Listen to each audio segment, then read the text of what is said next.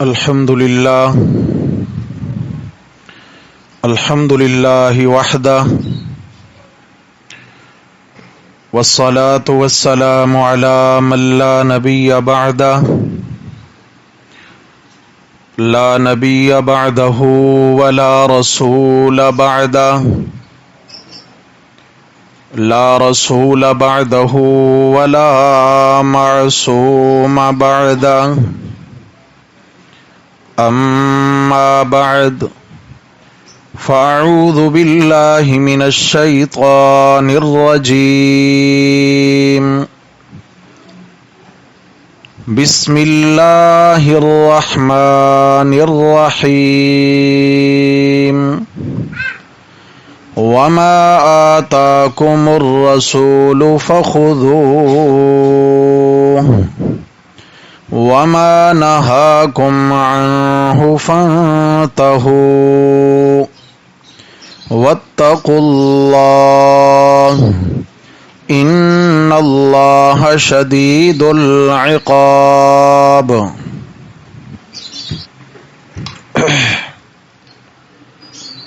وما آتاكم الرسول اور جو چیز تم کو پیغمبر صلی اللہ علیہ وسلم دیں فخذوہ تو تم اسے لے لو وما نہاکم عنہ فانتہوا اور جس سے منع کریں اس سے باز رہو واتقوا اللہ اور اللہ سے ڈرتے رہو ان اللہ شدید العقاب بے شک اللہ تعالی سخت عذاب دینے والا ہے صدق اللہ ومن اصدق من اللہ قیلا اللہم صل علی سیدنا و مولانا محمد وعلی آل سیدنا و مولانا محمد وبارک وسلم علیہ۔ گرامی قدر سامعین حضرات محترم، آج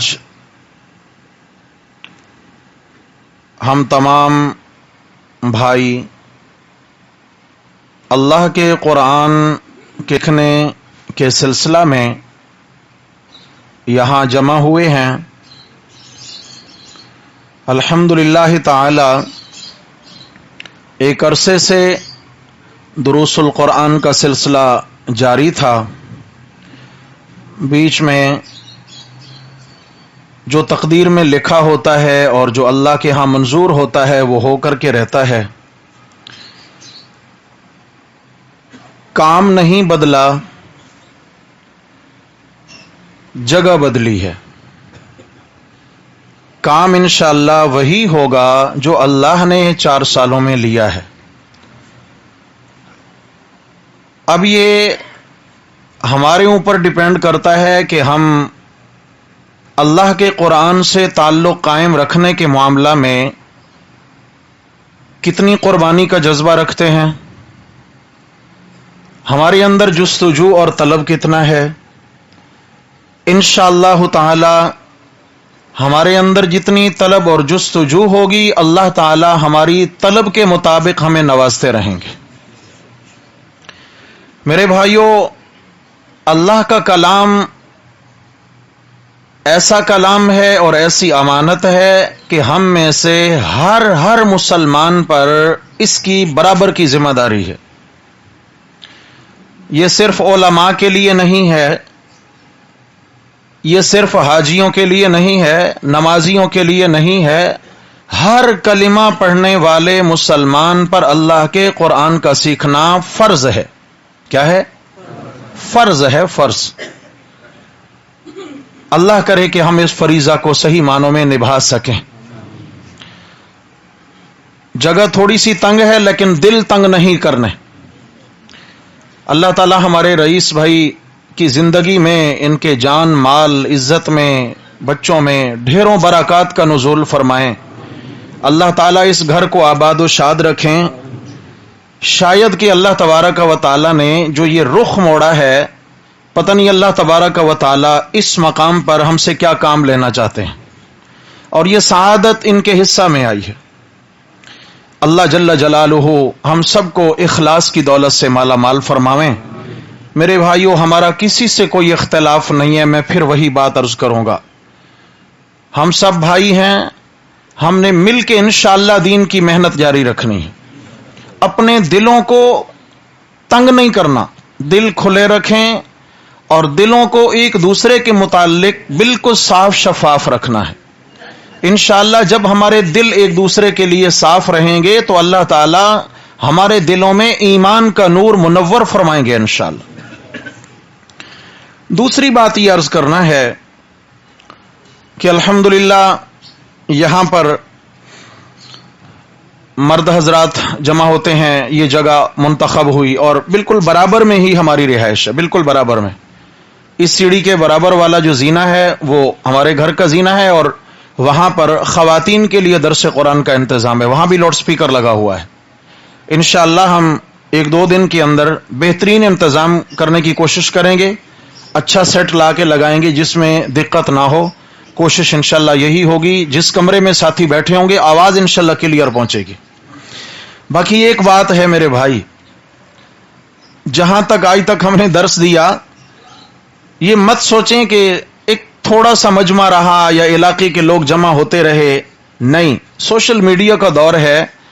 व्हाट्सएप सैकड़ों की तादाद में ग्रुप्स हैं जो साथी चला रहे हैं, और अल्हम्दुलिल्लाह हमारी मस्जिद से उठने वाली अल्लाह के कुरान की सदा दुनिया के कई ममालिक में गूंज रही है। लाखों लोग उससे फैज़याब हो रहे हैं। बहुत सारे लोग हमारे राब्ते में हैं, और इंशाअल्लाह इन छोटे छोटे कमरों से उठने वाली ये आवाज भी सारी दुनिया में इंशाअल्लाह पहुंचे। इंशाअल्लाह हमने अल्लाह से मांग के चलना है, इखलास की दौलत लेके चलना है। इंशाअल्लाह हमारे इखलास में अगर कमी आ गई तो मेरे भाइयों फिर बड़ा मसला हो जाएगा। अल्लाह ताला की जमीन है और अल्लाह ताला का दीन है। अल्लाह अपने दीन के खुद वारिस हैं इंशाअल्लाह ताला। अल्लाह पूरी दुनिया में अपना दीन पहुंचा कर रहेंगे। ये अलग बात है कि उस खैर के काम में अल्लाह ताला हमें कितना इस्तेमाल फरमा दे, हम कितना इस्तेमाल हो जाए। शाबानुल मुअज्जम का महीना है। दर्स तो किसी और उन्वान पे होना चाहिए था, जो हमारा उन्वान चल रहा, लेकिन वो भी चलेगा। लेकिन सरे दर्स चूंकि इस मुताबिकत से 15 शाबान की रात भी आने वाली है, 15 शाबान का दिन भी आने वाला है, तो हमें उस हवाला से कुछ गुजारिशात आप दोस्तों की खिदमत में अर्ज करनी है, और उस हवाला से हमें इंशाअल्लाह ताला तैयारी भी करनी है, और हमें हक को समझकर इंशाअल्लाह उस पे अमल की कोशिश करनी है कि सच्चा दीन क्या है, हकीकत क्या है। अपना एक रुख इंशाअल्लाह हमने मुतय्यन करना है। मैंने आप दोस्तों की खिदमत में जो कुरान मुकद्दस की आयत पढ़ी है, ये 28वें पारा में सूरतुल हशर की आयत नंबर 7 का एक मुख्तसर हिस्सा है।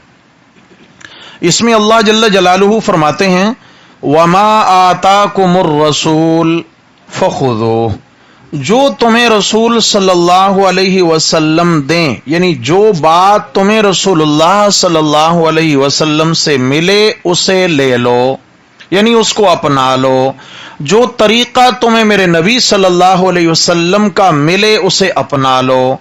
वमा नहाकुम, और जिस चीज से आप सल्लल्लाहु अलैहि वसल्लम तुम्हें मना फरमा दें, तुम्हें रोक दें, फन्तहु, उससे बाज आ जाओ। जो काम, जो अमल करने का हुक्म हमें दरबारे रिसालत से मिले उसको अमल में लाना है, और जिस काम से दरबारे रिसालत से हमें मना किया जाए उससे हमें रुक जाना है। क्या करना है जी? रुक जाना है। इसलिए कि आप सल्लल्लाहु ताला अलैहि वसल्लम का मुबारक उसवे हसना, आप अलैहिस्सलाम की मुबारक सीरत, ये मेरे लिए भी कामयाबी का रास्ता है, आप सबके लिए कामयाबी का रास्ता है। क़यामत तक आने वाले हर कलिमा गो के लिए कामयाबी अगर अल्लाह ने रखी है तो मेरे नबी सल्लल्लाहु अलैहि वसल्लम के मुबारक तरीकों में रखी है, आप अलैहिस्सलाम के नूरानी दीन में रखी है। باقی فقہائے کرام نے ایک اصول لکھا ہے کہ دین کیا چیز ہے، مختصر سے پیرائے میں سمجھا دیا. ہماری جو اصول کی کتابیں ہیں ان میں یہ اصول ملتا ہے. فرمایا دین کیا ہے، کون سا دین اپنانا ہے ہر امتی کو؟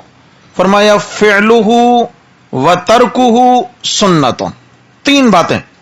فعلہ، جو کام آپ علیہ السلام نے کیا، و ترکہ، اور جو کام آپ علیہ السلام نے ترک کر دیا، نہیں کیا. فرمایا جو کام کیا وہ بھی، جو نہیں کیا وہ بھی. سنتن، یہ میرے نبی کا دین ہے. کیا ہے بھائی؟ یہ سنت ہے، یہ دین ہے. یعنی جو کام آپ صلی اللہ علیہ وسلم نے کیا اس کا کرنا دین، اور جو چھوڑ دیا اس کا. بات مشکل تو نہیں ہے، بالکل سمپل سی بات ہے، بہت عام فہم سی بات ہے. ایک پہلی کلاس کے بچے کو بھی سمجھ آ سکتی ہے اور 100 سال کے بوڑھے کو بھی سمجھ آ سکتی ہے کہ جو دین میرے نبی صلی اللہ علیہ وسلم کے زمانہ میں تھا وہی دین قیامت تک ہوگا، اور جو کام میرے نبی کے زمانہ میں دین نہ تھا وہ قیامت تک دین بن سکتا نہیں. اب ذرا مجھے بتائیے کہ اگر ہم کلمہ پڑھیں لا الہ الا اللہ، آگے محمد الرسول اللہ صلی اللہ علیہ وسلم، تو ہم دائرہ اسلام میں داخل ہو گئے. دائرہ اسلام میں داخل ہونے کا مطلب یہ ہے کہ ایک دو بریکٹوں میں اپنے آپ کو ہم نے بند کر لیا کہ اب ہم اس بریکٹ سے باہر گئے تو بھی دین سے نکل گئے، اس بریکٹ سے باہر گئے تو بھی دین سے نکل گئے. اس لیے لا الہ الا اللہ یہ دین کی ایک بریکٹ ہے، محمد الرسول اللہ یہ دوسری بریکٹ ہے، اور ہم دو بریکٹوں میں بند ہیں. ہم ہیں قیدی. بولو کیا؟ اس لیے کہ یہ دنیا جو ہے یہ ایمان والوں کے لیے قید خانہ ہے.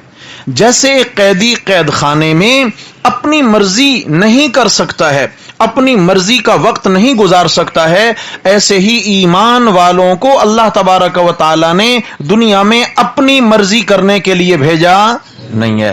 کس کی مرضی ہوگی؟ لا الہ الا اللہ محمد رسول اللہ. یہ دو باتیں ہیں. کیا مطلب ہے؟ دین کیا ہے؟ لا الہ الا اللہ. اللہ نے جو جو حکم ارشاد فرمایا وہ کیا ہے؟ وہ دین ہے. یا اللہ اب اس دین پر عمل کیسے کریں؟ ہمارے سامنے کوئی مثال ہو، ہمارے سامنے کوئی ایک آئیڈیا ہو، کوئی راستہ ہو. فرمایا ہاں ہے نا، محمد رسول اللہ. میرے دین پر میرے پیارے نبی صلی اللہ علیہ وسلم نے عمل کر کر دکھایا ہے اپنی امت کو. تو فرمایا اگر میرے دین پر عمل پیرا ہونا چاہتے ہو، مجھے پانا چاہتے ہو، میرے سے تعلق بنانا چاہتے ہو، اور میرے سے میری جنت لینا چاہتے ہو، اور میری پکڑ سے بچنا چاہتے ہو، تو فرمایا تمہاری مرضی نہیں چلے گی، محمد رسول اللہ، محمد صلی اللہ علیہ وسلم سے جو جو تمہیں طریقہ ملے گا اس کو اپناتے جاؤ، اور تمہیں میں اللہ کی رضا نصیب ہوتی چلی جائے گی. بلکہ اس میں تو اتنا زیادہ گہرا معاملہ ہے، یا ہم اسے کہیں کہ اتنا حساس اور سینسٹیو معاملہ ہے. ایک بال برابر بھی اگر ادھر ادھر ہو گئے تو دین ضائع ہونے کا خطرہ. حضرت عبداللہ ابن عمر کہو رضی اللہ تعالی عنہما، حضرت عمر فاروق رضی اللہ تعالیٰ عنہ کے صاحبزادے. یہ جو اندر ساتھی تشریف فرمائے، آواز پہنچ رہی ہے جی؟ ماشاءاللہ. حضرت عبداللہ ابن عمر رضی اللہ تعالی عنہما ایک مسجد میں تشریف فرما تھے کہ ایک شخص کو چھینک آئی.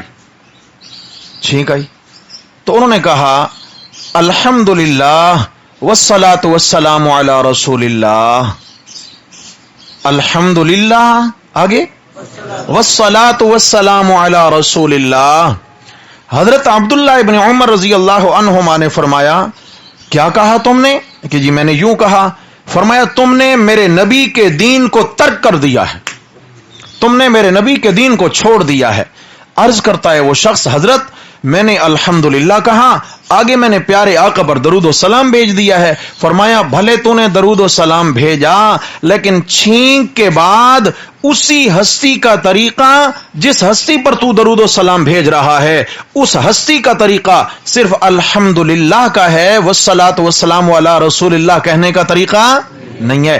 آپ صلی اللہ علیہ وسلم نے جہاں ہمیں درود و سلام پڑھنے کا حکم دیا وہاں درود و سلام ہوگا، اور جہاں حکم نہیں دیا وہاں درود و سلام کا اضافہ کر سکتے نہیں ہے۔ لہذا جب اتنا خوبصورت جملہ، اتنا خوبصورت، تھوڑا تھوڑا گنجائش بنائیں جی، ماشاءاللہ آگے جگہ ہے اس طرف، چلتے ہیں ماشاءاللہ گنجائش بناتے جائیں جی،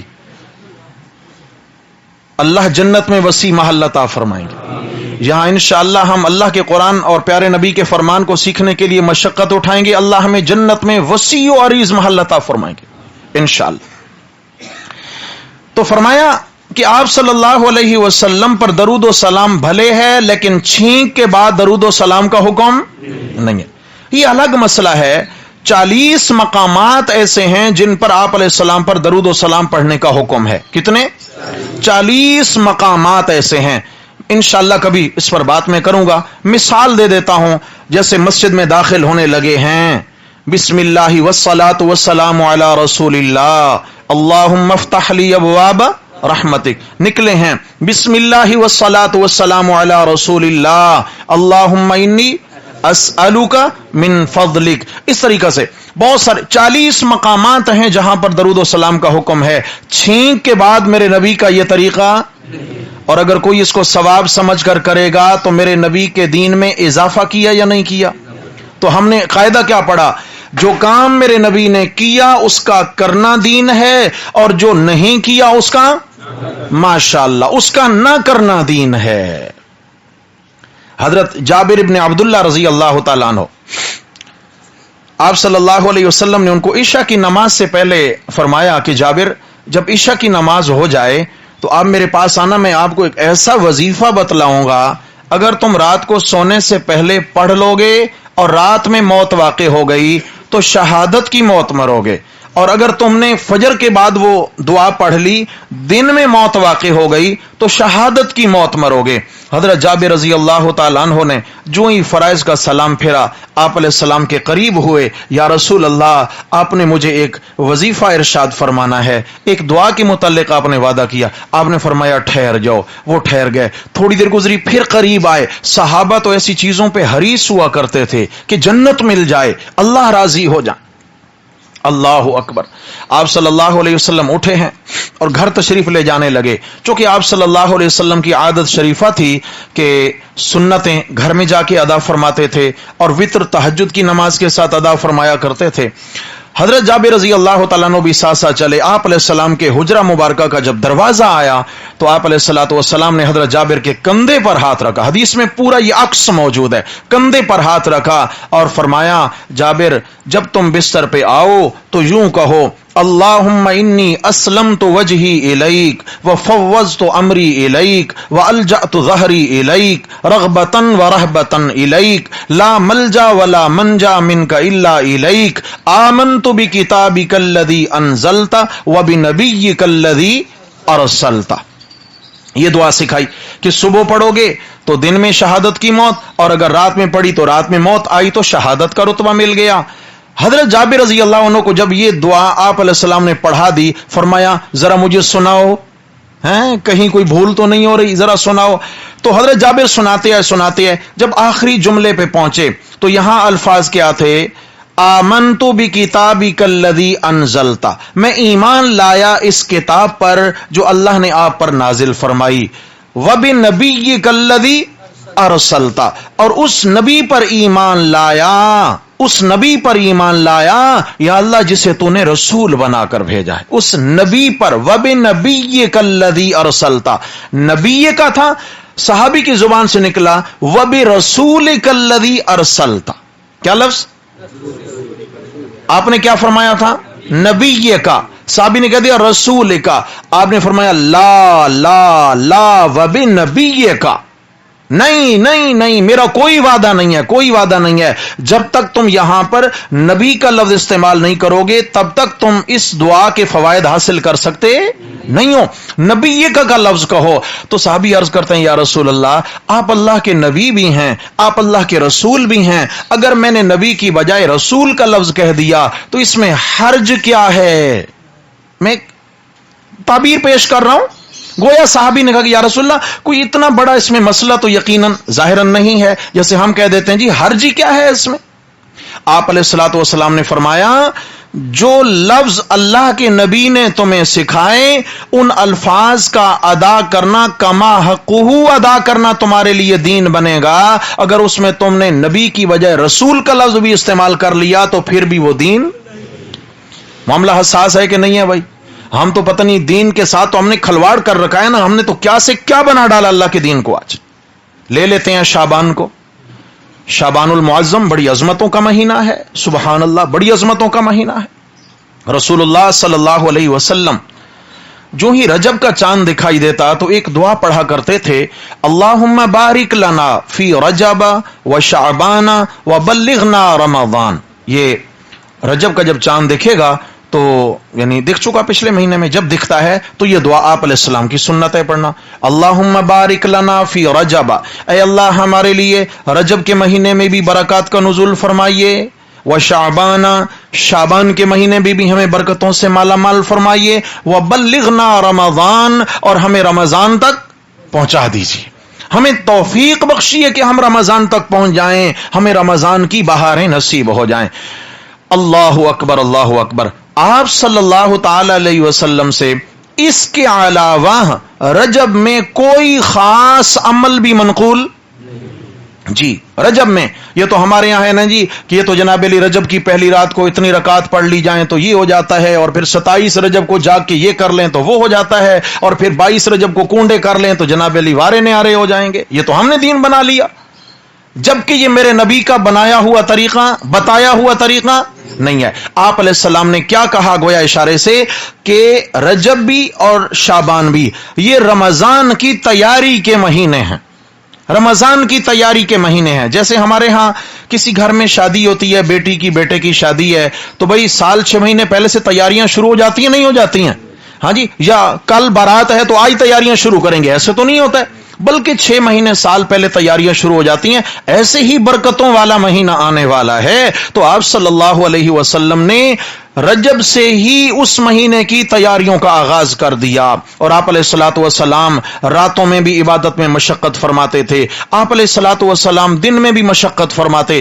پھر جب شعبان کا چاند دکھتا، سیدہ عائشہ صدیقہ رضی اللہ عنہ فرماتی ہیں کہ آپ صلی اللہ علیہ وسلم شعبان کے پورے مہینے میں روزوں کی کثرت کیا کرتے تھے. صرف 15 شعبان کا نہیں، پورے شعبان کے مہینے میں آپ علیہ السلام روزوں کی. شعبان کا مہینہ یہ الگ مسئلہ ہے کہ جب شعبان کی آخری تاریخ ہوگی تو اس دن روزہ نہ رکھنے کا حکم ہے. شعبان کی آخری تاریخ، آگے رمضان شروع ہونے والا ہے، تاکہ کیا ہے ایک تو شعبان اور رمضان میں فرق بھی دکھے. ایسا نہیں کہ تسلسل سے رکھتے آئے ہیں تو آگے چلے گئے تو پھر رمضان کی کوئی خاص اہمیت نہیں دکھے گی. اس لیے اہتمام سے کیا ہے رمضان کا انتظار ہو. اور ساتھ فرق کیا ہوگا کہ پہلے روزے رکھتے آ رہے ہیں تو لازمی بات ہے بدن میں کمزوری واقع ہو چکی ہوگی، آگے رمضان ہے اس میں مشقت چاہیے، تو فرمایا 1-2 دن روزہ چھوڑ دو شعبان کے آخری دنوں کا، تاکہ پورے مستعد اور تیار ہو کر پھر رمضان کا استقبال کرو اور رمضان کے روزے رکھے جائیں. آپ صلی اللہ تعالی علیہ وسلم نے یہ دعا سکھائی ہے، اور اس دعا کے اندر ارشاد یہی ہے کہ شعبان، رجب اور شعبان میں کس مہینے کی تیاری ہے جی؟ جاگیے گا، رمضان کی تیاری کرنی ہے. لیکن ہمارے کچھ نظریات بن چکے ہیں شعبان کے متعلق، میں وہ گنتی بھی کر دیتا ہوں اور ان کا ہم سرسری جائزہ بھی لے لیتے ہیں قرآن و سنت کی روشنی میں، تاکہ یہ ہے کہ اللہ کرے ہم اس دین کو اپنے عمل میں لائیں جو میرے نبی کا کما حقہ لایا ہوا دین ہے. ہم اس میں کمی بیشی کرنے والے نہ ہو جائیں، کہیں خدا نہ خواستہ ہمارے خلاف کوئی مقدمہ نہ ہو جائے. یہاں رک کے ایک بات عرض کروں، قیامت کا دن ہوگا، صحیح بخاری کی حدیث ہے، آپ صلی اللہ علیہ وسلم نے فرمایا کہ میں حوض کوثر پر کھڑے ہوکر اپنی امت کے ایمان والوں کو کوثر کے جام بھر بھر اپنے ہاتھ سے پلا رہا ہوں گا. اور کوثر کیا ہے؟ ایک ہے کوثر، ایک ہے حوض کوثر. کوثر یہ جنت کی نہر ہے، اور حوض کوثر اس سے ایک نالا نکل کے حشر کے میدان میں آ رہا ہے، اسے کہتے ہیں حوض کوثر. اور یہ بھی کوئی دنیا کا نالا نہیں ہے چھوٹا سا، یہ اتنا بڑا نالا ہے، اتنا بڑا نالا کہ فرمایا اس پر رکھے ہوئے جو پیالے ہیں ان کی تعداد آسمان کے ستاروں سے بھی زیادہ ہے. اور اس کا پانی فرمایا ابرد من الثلج، برف سے زیادہ ٹھنڈا، شہد سے زیادہ میٹھا، اور دودھ سے زیادہ سفید. اور آپ علیہ السلام نے فرمایا جس نے ایک مرتبہ کوثر کا جام میرے ہاتھ سے پی لیا لم یظمأ ابدا، وفی روایت اخری لا یظمأ ابدا، پھر قیامت کے 50,000 سال کے طویل ترین اور گرم ترین دن میں اسے کبھی پیاس محسوس نہیں ہوگی. اللہ ہم سب کو نصیب فرمائے. انا اعطیناک الکوثر، یہ کوثر بڑی عظیم نعمت ہے. سبحان اللہ. حضرت شاہ ولی اللہ محدث دہلوی رحمہ اللہ نے لکھا ہے کہ کوثر کے 32 معنی ہیں. کتنے؟ 32 معنی ہیں کوثر کے. کوثر کا معنی نبوت بھی ہے، کوثر کا معنی قرآن بھی ہے، کوثر کا معنی حوض کوثر بھی ہے، کوثر کا معنی ایمان والی جماعت بھی ہے، روحانی اولاد وغیرہ. کوثر تو فرمایا انا اعطیناک الکوثر، ایک معنی قرآن ہے، میرے پیغمبر ہم نے آپ کو کوثر خیر کثیر یعنی قرآن عطا فرمایا ہے. حضرت شاہ ولی اللہ رحمہ اللہ فرماتے ہیں اس حوض کوثر سے اسی کو جام نصیب ہوگا دن قیامت کے جس نے دنیا میں قرآن والے کوثر سے اپنی پیاس بجھائی ہوگی، اور جس نے دنیا میں اس قرآن والے کوثر سے تعلق نہیں جوڑا تو اس کو اس کوثر کی امید نہ رہے. اس کے لیے ضروری ہے کہ دنیا سے تیاری کی جائے.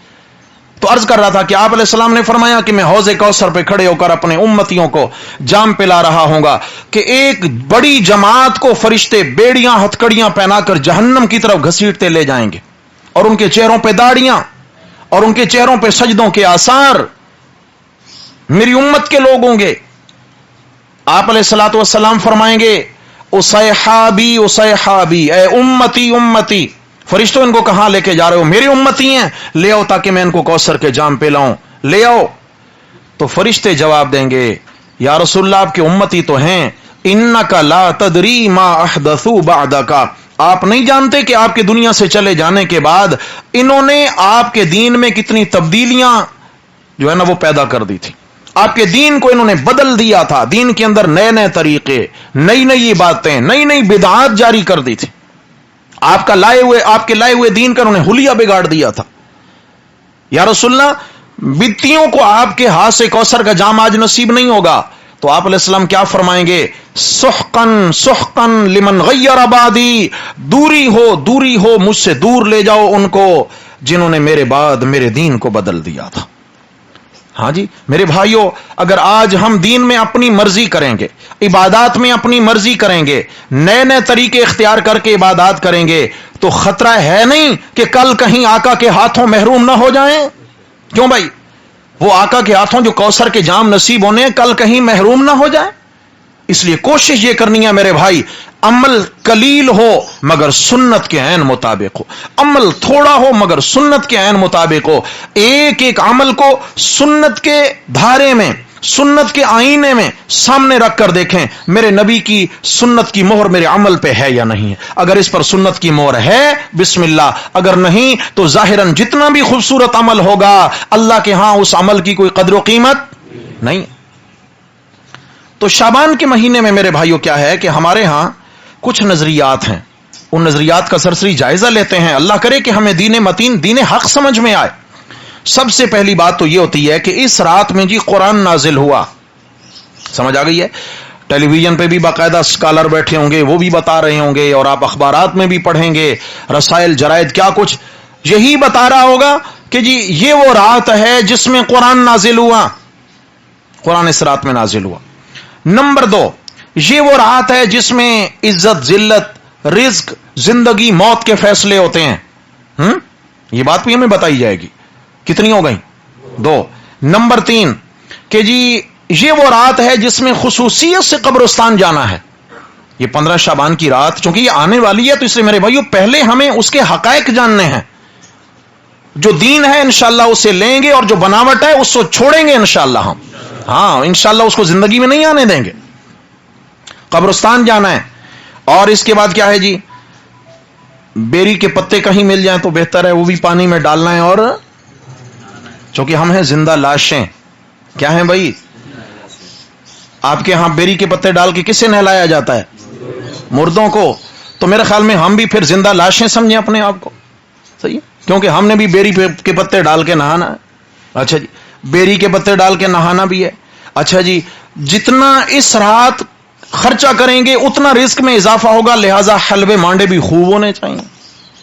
سمجھ آ گئے نا جی؟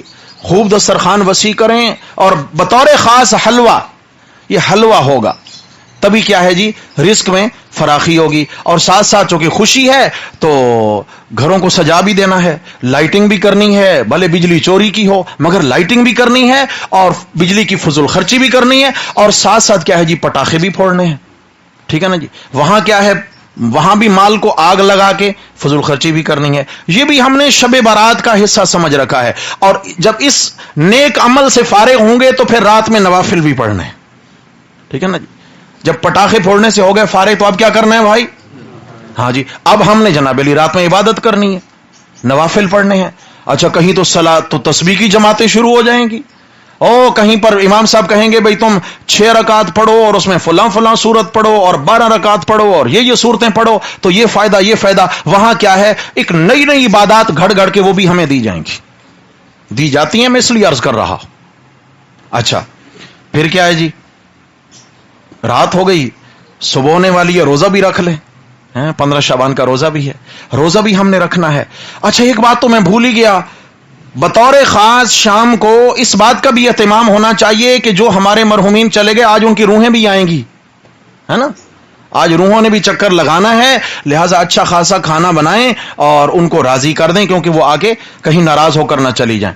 یہ چند کام ہیں, کوئی اور ہوں مجھے بھول گئے ہوں تو یہ بھی اتنے تو کم از کم ہیں. اب سرسری جائزہ لیتے ہیں کہ ہم کہاں پر صحیح جا رہے ہیں اور کہاں ہم ٹریک سے اترے ہیں. جائزہ لینا چاہیے نہیں لینا چاہیے؟ ٹھیک ہے نا جی؟ دیکھو, میں جو بھی بات کرتا ہوں میرے بھائی, اللہ گواہ, سب سے پہلے اپنی اصلاح کے لیے. جو بھی مطالعہ کرتا ہوں سب سے پہلے اپنی اصلاح کے لیے. اللہ کرے میری اپنی اصلاح ہو جائے, اور پھر اللہ کرے کہ جہاں جہاں تک یہ آواز جائے سب کی اصلاح ہو جائے. اور اگر ہمارے دلوں کے برتن سیدھے ہوئے تو اصلاح ہوگی, اگر برتن ہی الٹے لے کر ہم بیٹھ گئے تو بھائی پھر تو ناممکن ہے. پھر تو ایک قطرہ بھی پانی کا الٹے برتن میں نہیں ٹھہر سکتا ہے. ہدایت کیسے آئے گی اس میں؟ تو سب سے پہلی بات یہ ہے کہ قرآن مجید شب برات میں نازل ہوا. یہ بات آئے میرے بھائی, سب سے پہلے تو کیا ہے, ہم اس بات کا جائزہ لیتے ہیں کہ قرآن مجید شب برات میں نازل ہوا. دلیل میں یہ آیت پیش کی جاتی ہے, میں آیت بھی دکھا دیتا ہوں. یہ میرے سامنے 25واں پارہ ہے اور سورت کا نام ہے سورہ دخان, اور سورہ دخان کی بالکل ابتدائی آیات میں سے آیت ہے.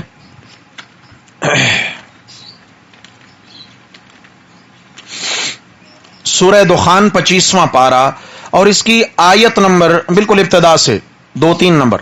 حامیم والکتاب المبین, فرمائے اس کتاب روشن کی قسم ہے. اللہ فرماتے ہیں ہمیں اس کتاب روشن کی. سبحان اللہ, قرآن روشن کتاب ہے یا نہیں؟ جس کے دل میں اتر جائے اللہ تعالیٰ اس کے دل کو بھی روشن کر دیتے ہیں. کیوں؟ وہ کفر, شرک, بدعات, گمراہی کے اندھیروں سے بچ جاتا ہے, نہیں بچ جاتا؟ ہاں, اگر قرآن سے نہیں جڑا تو پھر اندھیرا ہی اندھیرا ہے زندگی میں. اس روشن کتاب کی قسم, انا انزلناہ فی لیلۃ مبارکہ, بے شک ہم نے اس کو برکت والی رات میں نازل فرمایا ہے. انا کننا منذرین, بے شک ہم ہی ہیں راستہ دکھانے والے, ڈرانے والے, یعنی راستہ دکھانے والے. اس کتاب کے ذریعے ہم ہیں راستہ دکھانے والے. فیہا یفرق کل امر حکیم, اسی رات میں تمام حکمت کے کاموں کے فیصلے کیے جاتے ہیں. اسی رات میں تمام حکمت کے کاموں کے, جس رات میں کیا اترا؟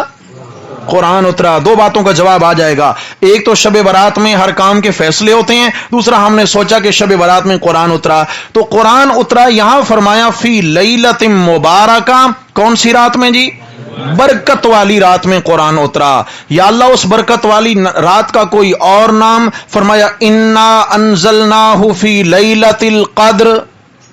शाबाश पढ़िए, याद है? बेशक हमने इस कुरान को उतारा है लैलतुल कद्र में। या अल्लाह वो लैलतुल कद्र किस महीने में है जिसमें कुरान उतरा? दूसरे पारे के अंदर चले जाइए, सूरह बकरा में फरमाया शहरु रमज़ान अल्लज़ी उन्ज़िला फ़ीहिल कुरान, फरमाया वो रमजान का महीना है जिसमें कुरान नाजिल किया गया। शहरु रमज़ान कुरान के लफ्ज़ हैं कि नहीं है? कौन सा महीना? रमजान। तो महीना रमजान का है। अच्छा जी, महीना मिल गया, अब रात ढूंढनी है, लैले मुबारका बरकत वाली रात है, पता नहीं कौन सी है, फरमाया लैलतुल कद्र है। और मेरे नबी सल्लल्लाहु अलैहि वसल्लम से पूछा गया या रसूल अल्लाह लैलतुल कद्र कब मिलेगी, कहां ढूंढें? फरमाया रमजान के आखिरी अशरे की ताक रातों में ढूंढी जाए। वो कितनी है? 5। 21वीं की शब है, 23वीं की शब है, 25वीं है, 27वीं है, 29वीं है, ये 5 रातें हैं, इनमें से ढूंढो। तो मेरे भाइयों, कुरान ने खुद अपनी बात की वजाहत करके बता दिया कि मैं कुरान कब उतरा? रमजान में। रमजान की कौन सी रात में? लैलतुल कद्र में। अब जरा मुझे बताएं, इस इतनी वजाहत के बाद भी अगर हम कहें कि नहीं शाबान की 15वीं को उतरा है, तो यह ज्यादती बनती है या नहीं बनती? नाराज नहीं हो, ज्यादती होगी या नहीं होगी? इतनी वाज़ेह बातों के बाद भी, कुरान की आयत के बाद अगर कोई कहे इसी रात में कुरान उतरा, तो मेरे भाई सरी झूठ है अल्लाह के कुरान पर, सरी जुल्म है अल्लाह के कुरान के साथ। कुरान उतरा रमजान के महीने में।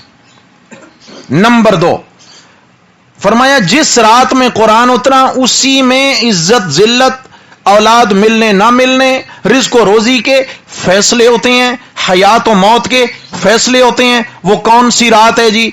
15 शाबान या रमजान की रात है? वो तो समझ में आ गई है कि वो रात है जी रमजान की। तो 2 बातें हल हो गई कि 15 शाबान में ना तो कुरान उतरा, ना ही इस रात में। आज तक तो हमारे कान यही सुन सुन के आदी हो गए हैं भाई, इसलिए अपनी आदत को तब्दील कीजिए, अब कुरानी मिजाज बनाइए अपना। जो हकायक हैं, जितना इस रात का हक है इंशाअल्लाह वो मैं कमा हक बताऊंगा इंसाफ से। ऐसा नहीं है कि इसका कोई मकाम नहीं, नहीं, बिल्कुल इनकार नहीं कर रहा, मगर आगे चलकर पहले उन बातों का जरा तज्जिया करें कि जो अल्लाह न करे कहीं हम ट्रैक से उतर के गलत राह तो नहीं तजवीज कर चुके। आपने जाना इस्लामाबाद और क्वेटा की गाड़ी में बैठ जाएं, कभी पहुंच जाएंगे इस्लामाबाद जी? भाई इस्लामाबाद जाने के लिए क्वेटा की नहीं, इस्लामाबाद ही की गाड़ी पकड़ना पड़ेगी। अगर जन्नत में जाना है तो सिराते मुस्तकीम पर ही जाना पड़ेगा। सिराते मुस्तकीम से हट गए, अपनी मर्जी का रास्ता ले लिया, तो कभी भी जन्नत हमें नसीब नहीं हो सकती है। नंबर 3, कब्रिस्तान में जाना इस रात के अंदर। याद रखिए मेरे प्यारे भाइयों, बहुत तवज्जो चाहता हूं। रसूलुल्लाह सल्लल्लाहु अलैहि वसल्लम 15 शाबान की रात जन्नतुल बकी में तशरीफ ले गए थे। क्या अर्ज किया? 15 शाबान की रात आप अलैहिस्सलातु वस्सलाम जन्नतुल बकी में तशरीफ ले गए, लेकिन कब ले गए? जिंदगी में सिर्फ 1 मरतबा। कितनी मरतबा? वो कि इस रिवायत में भी कलाम है, ज़ौफ है, लेकिन मैं उस तरफ नहीं जा रहा। जिंदगी में सिर्फ 1 मरतबा। हजरत आयशा सिद्दीक़ा रज़ियल्लाहु अन्हा फरमाती हैं आप अलैहिस्सलाम मेरे घर में थे उस रात, चूंकि बीवियां थी तो आप अलैहिस्सलाम बारियां तकसीम फरमाते थे, आज उनके यहां, कल उनके यहां, परसों उनके यहां। तो हजरत आयशा सिद्दीक़ा फरमाती हैं मेरे यहां आप अलैहिस्सलातु वस्सलाम का क़याम था कि रात अचानक मैंने बिस्तर से आप अलैहिस्सलाम को गुम पाया। आप फरमाती हैं कि मेरे दिल में वसवसा उठा कि खुदा न खास्ता आप अलैहिस्सलाम मेरी बारी में किसी और अहलिया के घर तो तशरीफ नहीं ले गए। ये मेरे दिल में वसवसा उठा, लेकिन मैं उठी और चली तो मुझे महसूस हुआ कि आप अलैहिस्सलाम चूंकि बराबर में जन्नतुल बकी था, आप अलैहिस्सलातु वस्सलाम शायद जन्नतुल बकी में गए। फरमाया जब मैं पीछे गई तो मैंने देखा नबी करीम सल्लल्लाहु अलैहि वसल्लम जन्नतुल बकी से वापस तशरीफ ला रहे थे। तो आप अलैहिस्सलाम से बात हुई, तफसीली रिवायत है। हजरत आयशा फरमाती हैं आप अलैहिस्सलाम तशरीफ ले गए, मगर जिंदगी में सिर्फ 1 मरतबा, 1 मरतबा। अब हमें क्या करना है? अगर जाना भी है तो मेरा ख्याल में कई बार जा चुके, अब काफी नहीं है। बोलो भाई, जो नहीं गया तो वो 1 बार चले जाएं आप अलैहिस्सलाम का वो अमल मद्देनजर रखकर, और जो जा चुके तो फिर इतना काफी है, कहीं ज्यादती ही ना हो जाए, कहीं हम आगे ही ना बढ़ जाएं। या अय्युहल्लज़ीना आमनू ला तुक़द्दिमू बैना यदयिल्लाहि व रसूलिही, सूरह हुजुरात में फरमाया ईमान वालो अल्लाह और उसके नबी से आगे बढ़ने की कोशिश मत करना, आगे बढ़ने की कोशिश मत करना। پیچھے چلنے میں خیر ہے، آگے نکلنے میں خیر نہیں ہے۔ آپ علیہ السلام تشریف لے گئے، لیکن معذرت کے ساتھ نبی علیہ الصلوۃ والسلام نے حضرت ابو بکر کو ساتھ لیا، عمر کو، عثمان و علی کو، چلے فیملی کو، جی نہیں لیا۔ آج ہمارے ہاں تو 15 شعبان کی رات میں کیا ہوتا ہے، قبرستانوں میں میلے لگے ہوئے ہیں، وہاں قوالیاں ہو رہی ہیں، نعتخوانیاں ہو رہی ہیں، اور قبروں پہ گلپاشی ہو رہی ہے، قبروں پہ جو ہے نا جی پھولوں کی چادریں چڑھائی جا رہی ہیں، وہاں پہ اللہ معاف فرمائے ایک میلے کا سا سما ہوتا ہے۔ رسول اللہ صلی اللہ علیہ وسلم زندگی میں ایک مرتبہ گئے ہیں، اکیلے گئے ہیں، اور گھر والوں کو بھی جانے کی اطلاع نہیں دی ہے، ساتھ ابو بکر جیسے عظیم ساتھی کو بھی لیا نہیں ہے، اکیلے گئے ہیں۔ تو میرے نبی کا طریقہ اب کیا ہوگا کہ جب جانا ہو تو کسی کو بتانا، ساتھ کسی کو لے جانا، اور جانا ہے جب بالکل اندھیرا ہو، وہاں کوئی دوسرا نہ ہو۔ کیوں بھائی، ہمت ہے؟ بولو بھائی، ہمت ہے؟ نہیں کریں ہمت، آج جائیں دعا کرنے کے لیے، ممکن ہے کہ اگلے 1-2 دنوں میں پھر آپ کے لیے دعائیں شروع ہو چکی ہیں۔ ہاں جی، سمجھا کہ یہ کیا ہم نے دین کو مذاق بنا لیا ہے؟ بھائی جو طریقہ ہے اسی کو 100% فالو کریں میرے بھائی، 100% فالو کریں۔ تصور میں رہی ہے کہ میں چھنی لگاتا ہوں اور اس نیت سے لگاتا ہوں کہ اللہ کرے ہمیں، جیسے ہم چاہتے ہیں نا کہ ہمیں گھی، چاول، آٹا، دالیں خالص ملیں، دودھ خالص ملے، ایسے ہی میرے نبی کا دین بھی ہمیں خالص ملے۔ دنیا کی ہر چیز خالص چاہیے، اور دین جیسا آ گیا ویسا ہی چلے گا۔ انصاف ہے؟ بڑی نا انصافی کی بات ہے۔ جس دین پر ہماری آخرت کی نہ ختم ہونے والی زندگی کا دار و مدار ہے، ہم نے اس دین کو تو جیسے لیا ویسے ہی چلے گا، اور دنیا کے اعتبار سے ہم کہتے ہیں نہیں جی ہمیشہ ہر چیز خالص ہونی چاہیے۔ اللہ اکبر۔ تو میرے بھائیوں، آپ صلی اللہ علیہ وسلم کا ہر 15 شعبان کو قبرستان جانا میرے نبی کا طریقہ نہیں ہے، اور وہاں پہ اگر میلے کا سا سما ہو تو پھر تو جانا کسی صورت بھی جائز نہیں ہے، کسی صورت بھی جانا جائز نہیں ہے۔ ویسے سمجھیے گا روزانہ جائیں، ہم قبرستان جانے سے منع نہیں کرتے، بلکہ یہ تو بہت ضروری ہے، روزانہ جائیں۔ اگر آپ کا بنگلہ بن رہا ہو نا، بنگلہ دیکھنے جائیں، بنگلے پہ نظر مار کے جو قریب میں قبرستان پڑتا ہو تو ایک چکر ان کچی ٹوٹی قبروں کا بھی لگا لیا کریں، کہ بنگلہ بھی دیکھ کے آ رہے ہیں اور یہ اپنا دائمی گھر بھی دیکھیں کہ وہ عارضی ہے اور یہاں میں نے ہمیشہ کے لیے آنا ہے۔ نبی علیہ الصلوۃ والسلام نے فرمایا کنت نہیتکم عن زیارت القبور فزوروها، اے میرے صحابہ میں نے تمہیں قبروں کی زیارت سے منع کر رکھا تھا پہلے، اس لیے کہ تم نئے نئے اسلام میں داخل ہوئے تھے، اس لیے منع کیا تھا کہیں قبرستان جا کر وہی دوبارہ پچھلے معاملات نہ تازہ ہو جائیں، میں نے تمہیں منع کیا، اب تمہارا ایمان مضبوط ہو گیا، فرمایا زوروہا، اب تمہیں اجازت ہے کہ جاؤ قبروں کی زیارت کیا کرو۔ قبروں کو جا کے، زیارت کا معنی آنکھوں سے دیکھنا، زیارت آنکھوں سے دیکھو جا کے قبروں کو۔ اس کے 2 فوائد ہیں۔ نمبر 1 فرمایا، ایک تو تمہیں موت یاد آئے گی، دنیا سے دل ہٹے گا، اور تمہیں اپنی قبر یاد آئے گی کہ یہ بھی میری طرح رہتے چلتے پھرتے تھے، اور یہ بھی نہ رہے تو رہنا میں نے بھی کوئی نہیں ہے، اپنی موت یاد کرو۔ نمبر 2، جو وہاں پہ دفن ہیں ان کے لیے جا کر مغفرت کی دعائیں کرو۔ سمجھ آ گئی ہے؟ یہ 2 مقصود ہیں۔ نہ تو میرے نبی نے فرمایا پھولوں کی چادر ساتھ لے کے جانا، کھجور کی ٹہنیاں ساتھ لے کر جانا، اور کیا ہوتا ہے جی پتیاں، اگربتیاں، کمکمیں، قوالی والے سارے ساتھ لے کے جاتے ہیں ہم تو۔ میرے نبی نے فرمایا قبروں کی زیارت کرو، لیکن کیا ہے، ایک تو اپنی موت کو یاد کرو، اور دوسرا اچھا یہاں پھر کیا ہے، یہ صرف مردوں کے لیے حکم ہے، خواتین کے لیے یہاں اجازت۔ میرے بھائیوں دیکھو، خواتین جن کے لیے اجازت ہی نہیں ہے وہ 15 شعبان کی رات کو جا رہی ہیں، اور پھر اللہ معاف فرمائے ایسا ماحول بنا کے جیسے کسی شادی میں جا رہی ہیں۔ خدا کا عذاب نہ آ جائے، اللہ ناراض نہ ہو جائیں۔ میری مائیں، بہنیں، بیٹیاں، احتیاط فرمائیں اس معاملے میں۔ میرے نبی صلی اللہ علیہ وسلم نے الترغیب و ترہیب میں حدیث موجود ہے، آپ علیہ السلام حضرت فاطمہ رضی اللہ عنہا کے گھر کسی کام سے تشریف لائے، تو دیکھا کہ حضرت فاطمہ گھر پہ نہیں ہے، دروازے سے نکلنے لگے تو حضرت فاطمہ سامنے سے آ گئی، فرمایا بیٹی کہاں گئی تھی؟ یا رسول اللہ ہمارے پڑوس میں ایک انتقال ہو گیا تھا تو میں تعزیت کے لیے ان کے ہاں گئی تھی. آپ علیہ السلام نے فرمایا تم اس مرحوم کی قبر پر تو نہیں گئی تھیں؟ حدیث کے الفاظ ہیں, تم اس مرحوم کی قبر پر تو نہیں گئی تھیں؟ عرض کیا نہیں بابا, میں نے تو آپ سے سن رکھا ہے لعن اللہ الزائرات القبور. حدیث سنیے, آپ علیہ السلام نے فرمایا اللہ کی لعنت ان عورتوں پر جو قبروں کی زیارت کو جاتی ہیں.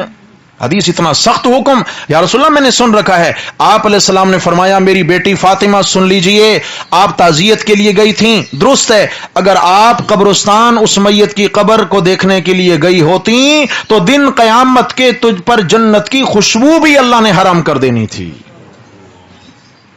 کیا بنے گا ہمارا سیدہ کائنات, جنتی عورتوں کی سردار, ان کے لیے یہ کہا جا رہا ہے. آج کیا ہے, ہم تو بہت ڈر ڈر کی زندگی گزارے میرے بھائی. تو قبرستان جانا ہے مگر اس رات نہیں, ویسے ساری زندگی جائیں مگر کون جائیں؟ مرد جائیں, عورتیں نہ جائیں. عورتوں کے جانے کی جو ممانعت ہے نا, اس کی بہت ساری حکمتیں محدثین نے لکھی ہیں. ایک تو یہ کہ قبرستان سنسان جگہوں میں ہوتے ہیں, وہاں سناٹا ہوتا ہے. کوئی خاتون اگر اپنے کسی پیارے کی قبر کی زیارت کے لیے جائے گی تو وہاں اس کی عزت کو خطرہ ہے نہیں ہے بھائی, عزت کو خطرہ ہے, اس لیے اسلام نے منع کر دیا. نمبر 2, مردوں کی نسبت عورتوں میں حوصلہ کم ہوتا ہے, صبر کم ہوتا ہے. اپنے کسی پیارے کی قبر پہ جا کر وہاں پہ رونا دھونا اور چلانا شروع نہ کر دیں, جس کی وجہ سے اللہ ناراض ہوتے ہیں, اس لیے ممانعت کی گئی ہے. تو چنانچہ میرے بھائیو قبروں کی زیارت اس رات, بولو بھائی, یعنی اب ہمارے لیے کیا حکم ہے کہ کم از کم اب ہمیں اس رات جانا, کوشش کریں گے انشاءاللہ اللہ عمل کی توفیق نصیب فرمائے. اور اس کے بعد جی رہ گئی بات نہانے والی, کہ کوئی خاص گناہ ہیں جو اسی رات ہمارے دھلیں گے, اور سادہ پانی سے صابن شیمپو سے نہیں دھلیں گے, انہوں نے دھلنا ہے بیری کے پتوں سے.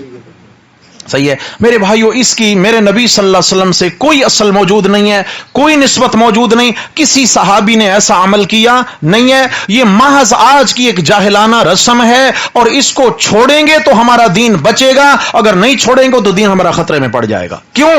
اس لیے دین خطرے میں پڑے گا کہ ہم نے اس کو دین سمجھ کے لیا ہوا ہے.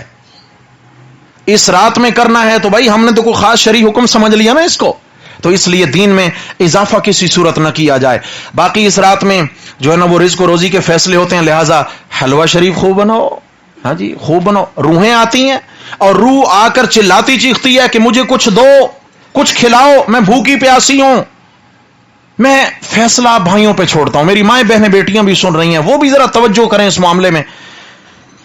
جس کو اللہ تبارک و تعالی نے اس دنیا سے 10 گنا بڑی جنت دے دی ہو, اور وہاں ان کے دل میں طلب پیدا ہوتی ہو, اور وہ کھانے وہاں حاضر ہو جاتے ہوں, اور خالص چیزیں جنت کی, لذیذ اور مزیدار چیزیں جنت کی, وہ جنت کی اگر وہ جنتی ہے تو جنت میں وہ عظیم نعمتیں چھوڑ کر یہاں کوکنگ آئل کا بنا حلوہ کھانے آئے گا؟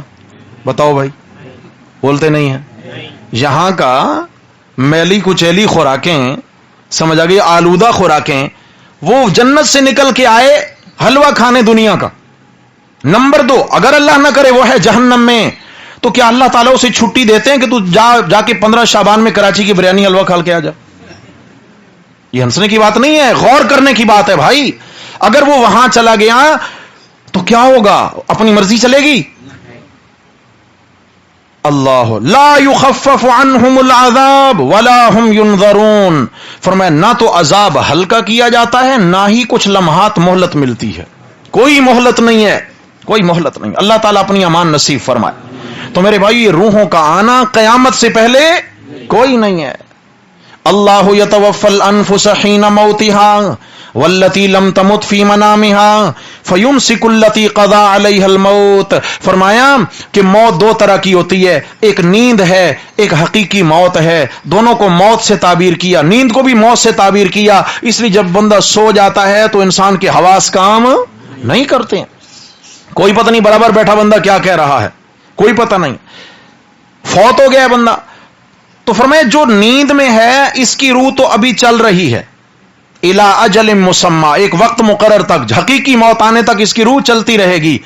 اور جب حقیقی موت آ گئی تو فیمسک التی قضا علیہ मौत। अल्लाह इस रूह को फिर अपने पास रोक लेते हैं, फिर ये पलट कर आ सकती। लिहाजा न जुमरात को आती है, न शबरात को आती है, न तीजे वाले दिन आती है, न 40वें पे आती है, न बरसी पे आती है। मेरे भाइयों, रूहों के आने का कोई इस्लाम में कॉन्सेप्ट, ये मेरी पार्टी ने आप लोगों से कुछ अच्छा खाने के लिए ये सारे तरीके ईजाद किए हैं, समझ आ गया ना। अच्छा, एक जमाना था, बेचारे गांव देहातों में मौलवी होते थे, तनख्वाह तो होती नहीं थी। वो क्या था भाई, यही है क्या है, कोई मर गया तो जनाब अली वो 40वें दिन तक खाना चलता रहेगा, जुमेरात 7 जुमेरातें पका लो, खाने पका लो, फिर 40वां आ जाएगा, फिर ये है। अच्छा, उन्होंने क्या सोचा भी, तुमने हमें तनख्वाह देनी नहीं और हमने तुमसे इस अंदाज से इतना खर्च करवाना है कि तुम भी ठंडे पड़ जाओगे, समझ आ गई। उन्होंने फिर बिदात राइज की, तरीके राइज किए, ये सवाब वो सवाब, ये सवाब वो सवाब। अच्छा, ये हलवा और वो क्या बनाते हैं 10वीं मुहर्रम को, हलीम, कूंडे। पहले तो हम ये देख लें कि ये लफ्ज अरबी है, कूंडा। क्यों भाई, हमारा दीन उर्दू में आया या अरबी में आया? तो यहां ये गौर कर लिया करें, जब आपको कोई कहे ना जी ये बात यूं है, उसे कहें इसकी अरबी क्या है हदीस की किताबों में, जरा वो मुझे बता। कि अल्लाह के नबी ने फरमाया हो तो अरबी में फरमाया होगा ना भाई, उर्दू पंजाबी में तो नहीं फरमाया होगा। तो लिहाजा दीन अरबी है। जो ये अल्फाज अजमी राइज है ना, मालूम हुआ कि ये अजम में घड़े गए हैं, इनका अरब से ताल्लुक, इसलिए आज वहां इन चीजों का वजूद नहीं है। और ऐसे ही पटाखे, घरों को सजाना, मेरे भाइयों ये फजूल खर्ची है। इन्नल मुबद्दिरीन कानू इख्वान अश-शयातीन, कुरान मजीद में आया कि फजूल खर्ची करने वाले शैतान के भाई हैं। किसके? शैतान के भाई हैं। और अगर हम इसको सवाब समझ कर करें तो दीन में इजाफा किया कि नहीं किया? इससे मेरे भाइयों इस चीज से भी इंशाअल्लाह हम बचेंगे। रातों में इबादत करना कोई इनकार नहीं है, कोई इनकार नहीं।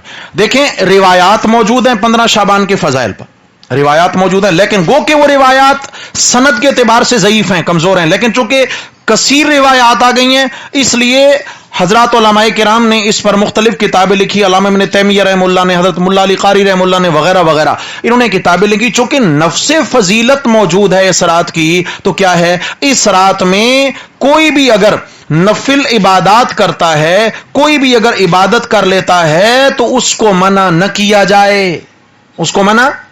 लेकिन ख्याल करना, नफिल इबादत, ये इस रात में जितनी इबादत है वो क्या है, वो सब नफिल है, नफिल। इस रात में नवाफिल पढ़ें, इस रात में तिलावत करें, इस रात में जिक्र करें, इस्तिग़फार करें, कुछ देर दुआ मांगे। मिसाल के तौर पर अगर 1 घंटा आपको मिला है, सारी रात जागने की कोई जरूरत नहीं है।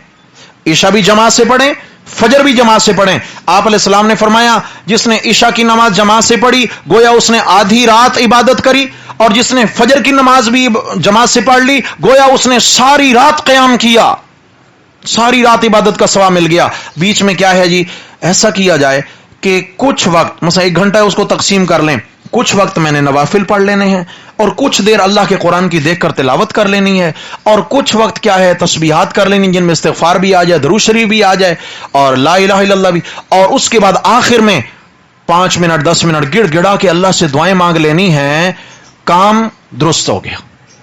इतना काम क्या हो गया भाई, ये काम बिल्कुल दुरुस्त हो गया, समझ आ गई। इसका कोई इनकार नहीं है। लेकिन याद रखना, इस रात के ना तो कोई नवाफिल मुकर्रर हैं, अल्लाह के नबी ने कोई इबादत का तरीका बतलाया नहीं है, और इस रात में सलात व तस्बीह खास इसी रात में पढ़ना, और जमात से, आम अगर आपने घर में पढ़ लिया कोई हर्ज नहीं है, लेकिन जमात से पढ़ना तो वैसे ही बिदअत है। जमात से पढ़ना सलात व तस्बीह तो वैसे ही क्या है, वैसे ही नाजायज है, इसलिए कि यह तरीका मेरे नबी से साबित नहीं है। कर लिया जाए कुछ देर, लेकिन सबसे बड़ी गुजारिश, चूंकि ये इबादत कौन सी हैं भाई, नफली इबादत हैं। नफली इबादत मस्जिद में अफजल है, घर में अफजल है, बोलो, घर में अफजल है। तो ये मस्जिदों को सारी रात जगमगाना, सारी रात मस्जिदों में एक मेले का सा समा, कोई फायदा नहीं है। اپنے گھر میں آئیں، ایک کمرے میں بیٹھ جائیں، وہاں رو کے گڑ گڑا کے خلوت میں کوئی پاس نہ ہو، اللہ سے دو چار باتیں کر لیں، دعائیں کر لیں، اس کی لذت ہی الگ ہے۔ مسجد میں جہاں پر کیا ہے جی، پکنک پوائنٹ بنا ہوا ہے جناب، دسترخوان لگ رہے ہیں، کھانے آ رہے ہیں، ادھر جناب علی کعبے کے تھرماس چل رہے ہیں، میرے بھائیوں اس رات جاگنا کوئی فائدہ نہیں، اس سے سو جانا زیادہ بہتر ہے، کیونکہ جاگ کر گناہگار ہوا ہے، جا کر اپنے مقصد سے ہٹ گیا ہے۔ تو ہم نے کہاں عبادت کرنی ہے جی؟ اپنے نبی علیہ السلام نے فرمایا لا تجعلوا بیوتکم قبورا، اپنے گھروں کو قبرستان مت بناؤ۔ کیا مطلب ہے؟ جیسے قبرستان والے اب عبادت کر سکتے، او قبرستان سنسان پڑے ہوئے ہیں بیچارے، کوئی آئے گا تو دعائیں کر لے گا، ورنہ قبرستان والے اپنے لیے بھی اب کچھ کر سکتے۔ فرمایا تم اپنے گھروں کو ایسے ویران مت کرو، اپنے گھروں میں کچھ عبادات کیا کرو، جیسے نمازوں کی سنتیں مرد گھروں میں ادا کر لیں، نوافل گھروں میں ادا کر لیں، تہجد گھروں میں ادا کر لیں، خواتین گھروں میں نماز پڑھیں، اس گھر میں تلاوت ہونی چاہیے، فرائض تو مسجد میں ہوں، لیکن میرے بھائیوں یہ چونکہ ایسی رات ہے کہ اس کی عبادت فرض واجب سنت نہیں بلکہ کیا ہے؟ نفل ہے، تو لہٰذا ان نوافل کا ادا کرنا کہاں زیادہ بہتر ہوگا؟ گھروں میں انشاءاللہ۔ ہم کہاں کریں گے بھائی؟ اچھا مجھے یہ بتائیں، آپ کوئی کاروبار کرنا چاہتے ہیں، آپ کو 10 بندے مشورہ دیتے ہیں بھائی یہ کاروبار نفع کا ہے، اور وہی 10 بندے مشورہ دیتے ہیں یہ کاروبار نقصان کا ہے، آپ نفع والا اختیار کریں گے نقصان والا اختیار کریں گے؟ کیوں؟ کہ کاروبار کیا ہی کیوں جاتا ہے کہ مجھے کیا حاصل ہو؟ نفع حاصل ہو۔ میرے بھائی دین پر عمل اس لیے کیا جاتا ہے تاکہ ہمیں نفع حاصل ہو اور اس نفع سے ہماری آخرت سنور جائے، تو ہم نے نقصان کا راستہ تلاش کرنا ہے یا نفع کا تلاش کرنا ہے؟ اسے میرے بھائی یہ مت سوچئے گا کہ آج تک تو ہم یہ سنتے آئے یہ سنتے آئے یہ سنتے آئے، قطعی طور پہ نہیں، قطعی طور پہ یہ بات نہیں ہے۔ ہم نے یہ دیکھنا ہے کہ دین کا صحیح راستہ کیا ہے، ورنہ یہ تو نہیں ہے نا کہ آج تک ہمیں دین کے سارے مسئلے معلوم ہو چکے، ایسا تو نہیں ہے۔ علماء سے پوچھ کر سیکھ کر چلیں۔ ایک تو یہ رات کی عبادات کا معاملہ حل ہو گیا جی انشاءاللہ، انشاءاللہ۔ اگلی بات 15 شعبان کا روزہ، رات کی عبادات کے متعلق تو کئی روایات ہیں، گو کہ ضعف ہے لیکن روایات ہیں۔ 15 شعبان کے روزے کی کسی ضعیف روایت میں بھی فضیلت نہیں ہے، یاد رکھنا۔ 15 شعبان کے اس نسبت سے کہ یہ شعبان کی وجہ سے ہے، توجہ فرمائیں۔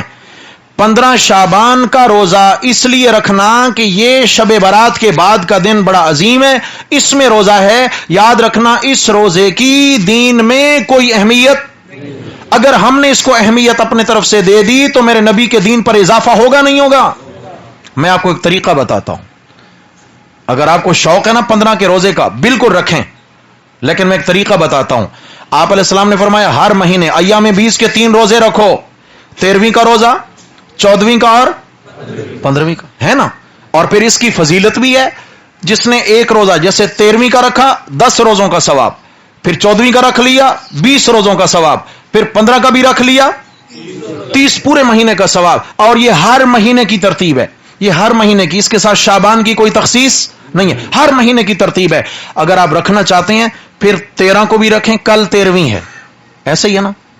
کل 13 ہے، پرسوں 14 ہے، سمجھا کہ پھر 15 ہے، کل بھی رکھیں، پرسوں بھی رکھیں، ترسوں بھی رکھیں، رکھ کر دیکھیں، مزہ آئے گا انشاءاللہ۔ 3 روزے رکھیں، لیکن ایام 20 کی نیت کریں جو تواتر سے احادیث میرے نبی صلی اللہ علیہ وسلم سے ثابت ہیں، تواتر سے، بے شمار صحابہ کا عمل اس پر، یوں رکھیں۔ لیکن میرے بھائیوں صرف 15 کے دن کو خاص کر لینا، پھر میں عرض کر رہا ہوں کہ اس کا کسی بھی صحیح حدیث سے کوئی ثبوت نہیں ہے، اس لیے ہم نے انشاءاللہ چلنا اس ترتیب سے ہے جس کے اندر ہماری خیر ہوگی انشاءاللہ۔ باقی رہے گا معاملہ روزہ اس ترتیب سے رکھنا کہ جناب باقاعدہ مسجدوں میں اعلان ہو سحری افطاری کے، سمجھ آ گئی ہے؟ رمضان کی سی فضا بن جائے، یہ بڑی زیادتی کی بات ہے، یہ دین میں اضافے کی بات ہے، اس طرح نہ کریں۔ نفلی چیز ہے، نفلی رکھیں، مبہم رکھیں، کسی کو پتہ بھی نہ چلے، سمجھ آ گئی ہے؟ اور جتنا انشاءاللہ مبہم رکھیں گے اتنا اس میں خیر ہی خیر ہوگی انشاءاللہ تعالی۔ تو میرے بھائیو آج کے سبق میں ہمیں کیا بات سمجھ میں آ گئی ہے کہ دین وہ جو میرے نبی صلی اللہ علیہ وسلم نے کیا یا کرنے کا حکم دیا، اور جو کام میرے نبی صلی اللہ علیہ وسلم نے نہیں کیا یا کرنے کا حکم نہیں دیا، وہ جتنا بھی خوبصورت ہو جائے وہ دین ہو سکتا نہیں ہے۔ اور اگر ہم کہیں کہ نہیں جی کام خوبصورت ہے، حرج کیا ہے، تو امام مالک رحم اللہ نے فرمایا کہ جس بندے نے کوئی بدعت کا کام شروع کیا، کوئی نیا کام ثواب سمجھ کر شروع کیا جو زمانے نبوی میں دین کا کام اور ثواب کا کام سمجھ کر نہیں کیا گیا تھا، اللہ اکبر، تو فرمایا کہ اس بندے نے میرے نبی صلی اللہ علیہ وسلم کے ساتھ بدگمانی پیدا کی ہے۔ اور بدگمانی کس طرح کہ اس نے یہ نظریہ بنا لیا نعوذ باللہ کہ جو دین کا کام مجھے سمجھ میں آیا وہ میرے نبی کو بھی سمجھ میں نہیں آیا تھا۔ ایمان سے بتائیں اس کو میرے نبی کی شفاعت نصیب ہوگی؟ جس کا یہ نظریہ ہو کہ جو دین کا کام میں کر رہا ہوں میرے نبی سے رہ گیا، جو ثواب کا کام میں نے کیا میرے نبی سے رہ گیا، اور میرا ایمان ہے جو کام ثواب کا تھا میرے نبی سے چھٹا نہیں ہے، اور جو چھٹا ہے وہ ثواب کا نہیں تھا۔ تو میرے بھائیو انشاءاللہ ہم نے اپنے ایک ایک عمل کو میرے نبی کی سیرت والے آئینے میں دیکھ کر زندگی گزارنی ہے انشاءاللہ۔ آپ علیہ الصلوۃ والسلام کی ایک ایک عمل پر مہر ہوگی، اس کو انشاءاللہ ہم اپنائیں گے، اور اپنی ذاتی خواہش کا کہیں بھی دخل آنے نہیں دیا جائے گا انشاءاللہ تعالی۔ تو یہ چند معروضات تھیں، چند گزارشات تھیں اس حوالے سے۔ انشاءاللہ جب ہم اس طریقے سے عمل پیرا ہوں گے تو یہ جتنی بھی بدعات خرافات ہیں انشاءاللہ یہ مٹتی چلی جائیں گی، اور یہ ہم سب مل کر مٹا سکتے ہیں۔ جب ہم شروع کر سکتے ہیں تو بھائی مٹا نہیں سکتے کیا؟ انشاءاللہ میں ذمہ داری اٹھاؤں اپنی، اپنے گھر کی، آپ ذمہ داری اٹھائیں اپنی ذات کی، اپنے گھر کی۔ جب ہمارے گھروں میں انشاءاللہ میرے نبی کی سنت رائج ہو جائے گی تو اللہ تبارک و تعالیٰ اپنے نبی کی سنت کا یہ نور پوری دنیا میں انشاءاللہ پھیلا دیں گے انشاءاللہ۔ کوشش ہوگی سارے ساتھیوں کی۔ باقی اس کے علاوہ الحمدللہ درس قرآن کی جو ترتیب ہوگی، یہ صرف اتوار کے دن تھوڑی سی آپ کو تنگی محسوس ہوئی، جگہ کم ہے، ماشاءاللہ ساتھی بہت زیادہ تشریف لے آئے، اللہ کرے اس سے بھی زیادہ ہیں۔ ہم نے اب دو کام کرنے ہیں، ایک تو یہ کہ انشاءاللہ روزانہ عشاء کی نماز کے بعد بھی درس ہوگا اور اوپر چھت پہ ہوگا انشاءاللہ۔ بڑی کھلی جگہ ہے، ٹھنڈی ہوا اور بہترین ماحول ہوگا انشاءاللہ۔ چھت پہ درس قرآن ہوگا، عشاء کی نماز ہم عبداللہ مسجد میں باجماعت پڑھیں گے، اور نماز پڑھتے ہی فوراً یہاں تشریف لیں۔ دیگر مساجد میں جو ساتھی نماز پڑھیں وہاں جماعت سے نماز پڑھیں اور فوراً یہاں تشریف لے آئیں انشاءاللہ چھت پہ۔ جو ترتیب وہاں حنفیہ مسجد میں سورہ بقرہ سے چل رہی تھی انشاءاللہ کل کے درس سے وہی ترتیب چلے گی انشاءاللہ۔ سورہ بقرہ کی آیت نمبر 233 ہم وہاں پڑھ چکے، ہمارے وہاں نصیب میں تھا انشاءاللہ۔ بقیہ اللہ کرے کہ یہ قرآن مجید کا یہ سفر یہاں مکمل ہو انشاءاللہ۔ تو ہمارے پھر میں بھائی رئیس بھائی اللہ تعالیٰ ان کو خوش رکھے، ان کے لیے دعا گو ہوں کہ انہوں نے اپنا یہ گھر پیش کیا۔ ہمارے لیے بھی آسانی ہے کہ برابر میں رہائش ہے، اور اب سب کے لیے آسانی ہے کہ درمیان میں قریب تر جگہ ہے، سارے ساتھیوں کے لیے قریب تر جگہ ہے۔ ایک کام تو ہم نے یہ کرنا ہے انشاءاللہ، روزانہ عشاء کی نماز پڑھ کر ہم نے درس قرآن میں خود شریک ہونا ہے انشاءاللہ، کوشش ہوگی انشاءاللہ۔ ایک بات عرض کروں، دوسری بات بعد میں، بیچ میں ایک بات یاد آ گئی۔ پتہ تب چلتا ہے میرے بھائی جب نعمت چھن جاتی ہے، یاد رکھیے گا۔ جب پاس ہوتی ہے نا کوئی قدر نہیں ہوتی، موقع ہوتا ہے کوئی قدر نہیں ہوتی، سمجھ آ گئی ہے؟ ہمارے پاس ایک موقع رہا، بہت سارے ساتھی سستی کرتے رہے ہوں گے کہ کوئی نہیں خیر ہے پھر جائیں گے، مگر سستی ہوتی رہی۔ ممکن ہے کہ اللہ تعالیٰ نے یہ ہمیں تھوڑا سا ٹچ دیا ہو، صحیح ہے بھائی، جڑ جائیں کہیں اللہ کے قرآن کی نعمت ہم سے چھن نہ جائے۔ اللہ سے مانگنا شروع کریں، بھرپور مانگنا شروع کریں، گڑ گڑائیں راتوں کو اٹھ کر، اللہ کرے یہ درس قرآن کی یہ مجلس ہمیشہ یوں ہی قائم و دائم رہے، ہم چلے جائیں ہمارے بعد بھی اللہ کرے یہ قائم و دائم رہے، ہماری جتنی زندگی ہے اللہ کے قرآن کی خدمت کے لیے وقف ہو جائے۔ اور دوسرا کام ہم نے کیا کرنا ہے، روزانہ کی بنیاد پر، یہ میری آپ سب کی تشکیل ہے، ہم نے روزانہ ایک نئے ساتھی کو دعوت دے کر تیار کر کے ساتھ لانا ہے انشاءاللہ رات کے درس میں، کوشش کریں گے۔ اور یہ روزانہ جی، ایک دن نہیں، یعنی صبح اٹھیں کام پہ جا رہے ہیں تو دل میں دماغ میں ایک منصوبہ شروع کر دیں، میں نے آج کس ساتھی پہ محنت کرنی ہے، ایک ساتھی پہ محنت کریں، آج شام تک محنت کریں، اس کے ساتھ رابطے میں رہیں، اس کو چائے پہ بلا لیں اور اس کو ترغیب دیں اور درس قرآن میں لے آئیں انشاءاللہ۔ اگلے دن نئے ساتھی پر، لیکن جو پچھلے ساتھی ہیں ان کے رابطے میں رہنا ہے، پھر ایسا نہیں کہ وہ بیچ میں سے شارٹ ہو جائے، ان کو بھی لینا ہے، نئے ساتھیوں کو بھی انشاءاللہ لینا ہے۔ اگر ہم روزانہ کی یہ ترتیب شروع کر دیں تو یہ جگہ بھی تنگ پڑ جائے گی، سمجھ آ گئی ہے؟ اور اللہ کرے کہ ہمارے اس سارے علاقے اورنگی ٹاؤن کے اندر اللہ کے قرآن کی درس کی یوں ہی مجلسیں قائم ہوں، ایک جگہ نہیں انشاءاللہ، گلی گلی میں ہوں گی، ہر مسجد میں ہوں گی انشاءاللہ تعالی. تو یہ سارے ساتھی اہتمام فرمائیں گے انشاءاللہ. باقی ترتیب سمجھ لیں، اتوار کے دن وہاں بھی ہماری یہی ترتیب ہوتی تھی کہ ظہر میں درس ہوتا تھا، رات میں چھٹی ہوتی تھی. تو اتوار کو دن میں یہاں درس ہوا کرے گا، رات میں چھٹی ہوگی. خواتین کے لیے برابر میں ہمارے گھر پہ جگہ ہے، برابر میں ہی زینہ ہے. آپ اپنے گھر والوں کو بھی ترغیب دے کر لائیں، انشاءاللہ فائدہ ہوگا. اور اس کے علاوہ بدھ کے دن مکمل چھٹی ہوگی، چونکہ مساجد میں گشت کا عمل ہوتا ہے عموماً، تو اس میں ہم سب انشاءاللہ جڑیں گے. سمجھ آ گئی؟ اپنے اپنے مقام پر اگر ٹھیوں پہ ساتھی ہیں وہاں جڑیں، مساجد میں ہیں وہاں جڑیں، گشت کرائیں. کیوں؟ یہ بھی دین کا کام ہے، وہ بھی دین کا کام ہے. انشاءاللہ ہم نے اللہ کے دین کے ہر شعبے کو زندہ رکھنا ہے انشاءاللہ. تو بدھ کے دن مکمل چھٹی ہوگی، اتوار کو دن میں درس ہوگا اور رات میں چھٹی ہوگی، اور باقی کے 5 دن انشاءاللہ مسلسل جو ہے نا عشاء کی نماز کے بعد درس قرآن ہوا کرے گا. سارے احباب انشاءاللہ شرکت فرمائیں گے. اللہ تعالیٰ ہم سب کا حامی و ناصر ہو. اللہ تبارک و تعالیٰ ہمارا یہاں مل بیٹھنا، کہنا سننا اپنی بارگاہ میں قبول و منظور فرمائیں. اللہ تعالیٰ ہم سب کو کمی کوتاہی فرما دیں. اقول قولی ھذا استغفر اللہ واتوب